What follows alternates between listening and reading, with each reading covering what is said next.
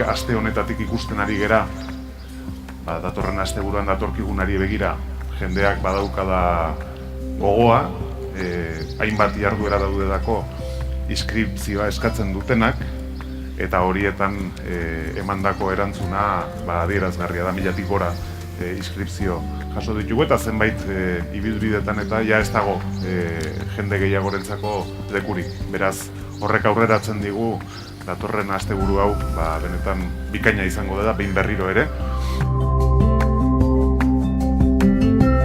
Es un festival que no solo se realiza en el centro de la ciudad, sino que se expande por toda la ciudad, sobre todo gracias a la red de centros culturales que tenemos, ¿no? Y que contamos que es un tesoro